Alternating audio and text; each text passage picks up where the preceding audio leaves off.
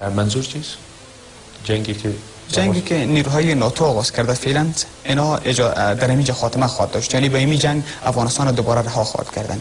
نقش شما در این قسمت چیست؟ چی سوال میکنه او جوان؟ تو دیگه خبرنگار نداشتن، لیاز خودم چی نمیکنم، جوان هستی تشویقت میکنم، اما در این زمان جنگی که آغاز شد خاتمه پیدا میکنه. ببینید از زمان جا که آغاز شد خاتمه پیدا خواهد. یعنی چی؟ هغه پوښتنه او ځواب چې وخت خواله رسنیو کارکونکو ترمنځ د خندا او ټوکو په توګه کارېده. خو په پایله کې 20 کلن بهرنی ماموریت ظاهرا هغه څه شو چې په دې پوښتنه کې مطرح شوی، خو په ځینو توپیرونو. امریکا په 2000 لومړي کال کې د طالبانو ضد جبهې ملاتړ کړې او په شاوخوا 2 میاشتو کې طالبان له واکمنۍ لرې کړل. خو په 2020 میلادي کال کې مخکې له دې چې بهرني ځواکونه ټول په 1 د اګست له افغانستانه ووځي، طالبان په 15 ورځو کې تر ارګه ورسېدل او د ولسمشر پر څوکۍ یې یادګاري انځورونه واخیستل. ولې داسې وشول؟ څوک ملامت دي؟ آیا 20 کاله ډیر وخت نه و چې افغانانو یو پیاوړی نظام جوړ کړی وای؟ ولې د نړۍ د پرمختللو هیوادونو لخوا روزل شوي افغان ملي اردو او امنیتي ځواکونه د طالبانو یا په اصطلاح د موټر سایکل سپرو پر وړاندې مات شول؟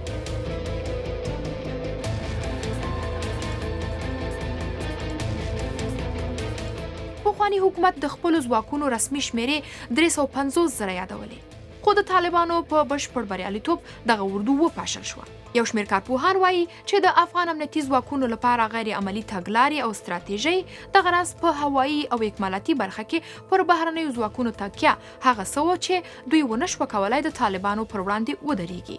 استراتیژي غلطه د موخو د ټاکلو لپاره د اعلی سرقومندانۍ ناسمې تګلارې او ستراتیژۍ د یو شمېر کسانو ګمارل تر دې نه لاندې چې ځوانان ډیر شي، بل دا چې دفاعي ځواکونو ته پر وخت مرستې نه رسېدې. په ارګ او قرارګاهانو کې پراخ فساد د دې لامل شو چې ځواکونه کمزوري او دولت سقوط شي. امنیتي و بالاخره سقوط نظام ګرځي. د جمهوریت په وروستیو کلونو کې د امنیتي ځواکونو په لیکو کې فساد یوه جدي موضوع ګڼل کېده. دغو ځواکونو ته معاشونه پر وخت نه ورکول کېدل. داسې ریپورټونه هم وو چې د امنیتي ځواکونو یوه برخه خیالي هم ده، معنا نومونه یې یوازې د کاغذ پر مخ وو. خو یو بل نظر بیا دا دی چې پخواني افغان حکومت کیسه بایللې ګڼله. دا تصور و چې طالبانو له امریکا سره تړون لاسلیک کړی، په هر ډول چې وي راځي، نو د دوی پر وړاندې جګړه څه معنا لري؟ خو د سیاست په ډګر کې ولې افغان سیاستوالو کومه عملی طرحه نه درلوده؟ متاسفانه دا د یوې ورځې خبرې نه ده، دا د 40 کلنې جګړې د بیراس یوه برخه ده چې د افغانانو په مابین کې د اعتماد فضا له بینه یوړله. د قدرت مختلف مرکزونه یې رامنځته کړل. په هر کلي کې په لسهاوو قومندانانو د قدرت په یوه اډه باندې سره بدل شول او په عین زمان کې متاسفانه د بهرنیو لاسونه د افغانستان په دننیو چارو کې دومره سره وګدو سول چې په هر توکم کې په هر جای کې په یو شکل د اشغال د افغانستان د حکومت د تضعیف لپاره د دې لپاره چې دوی خپل رقابتونه درلودل او د دې د رقابتونو لپاره د افغانانو د مجبوریت نه ده د دیموکراسي بنسټیزه کول له 2000 لومړي کال را پدې خوا ټاکنې په لومړي توپ کې وي، هغه څه چې د بهرنیانو په تخنیکی، مشورتي او مالی ملاتړ ترسره کېدې. خو په دې برخه کې هم ستونزې وې. په ځانګړي ډول په وروستیو 2 دورو کې له ستونزو ډکې ټاکنې ترسره شوې. د 3 او 4 ځل ټاکنو پایله کې د ملي یووالي حکومت رامنځته شو او په یو وخت کې د ولسمشرۍ یوې څوکۍ لپاره 2 کسانو لوړه وکړه. نړیوالې ټولنې د جنسیتي برابرۍ او بشري حقونو په ځانګړي توګه د ښځو د حقونو په برخه کې ډېرې پیسې ولګولې.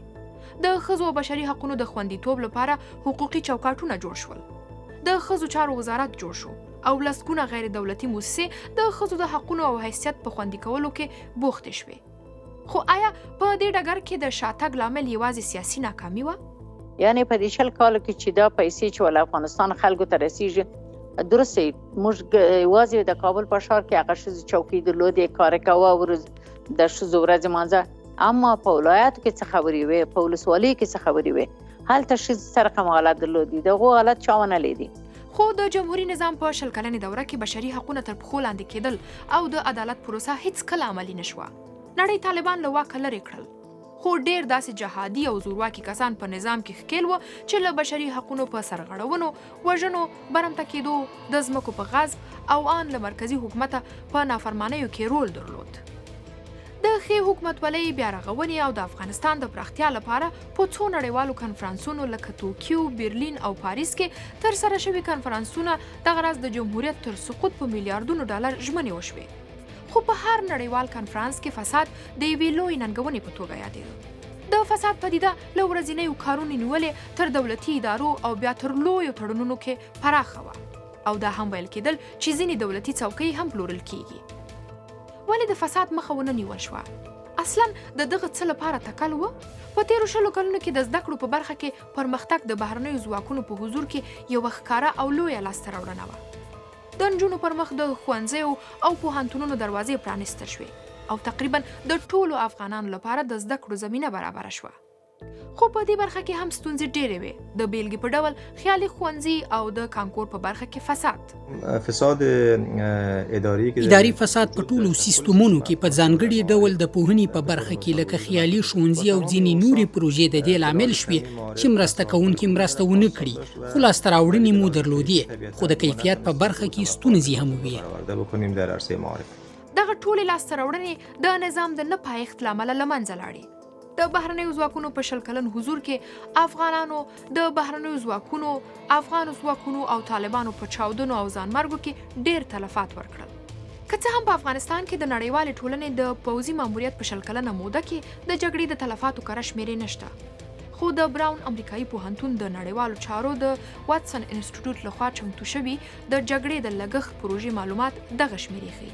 په افغانستان کې د جګړې د وژل شوو شمېر افغان ملي پولیس او اردو 9,000، ملکی افغانان 46,000 څخه زیات، مخالف جنګیالي یا طالبان له 52,000 څخه زیات. دغه راز پخواني ولسمشر محمد اشرف غني په 2019 کال کې وویل چې په 4 کلونو کې شاوخوا 15,000 امنیتي ځواکونه وژل شوي. هغه څه چې د دومره ډیرو انسانانو د وینې په تویدو لاسته راغلي وو له منځه لاړل او اوس افغانستان د داسې واکمنانو په لاس کې دی چې نړۍ یې لا هم په رسمیت نه پیژني. خبرنگاری که یک وقت از ما پرسان کرده بود، حالا من مانای گپش فهمیدم، گفته از ما پرسان کرده بود که فکر نمیکنین که می ناتو یا از اونجا شروع کردن پس از اونجا میان. خوب سوال کرده بوده، خب با شما وقتش نبوده.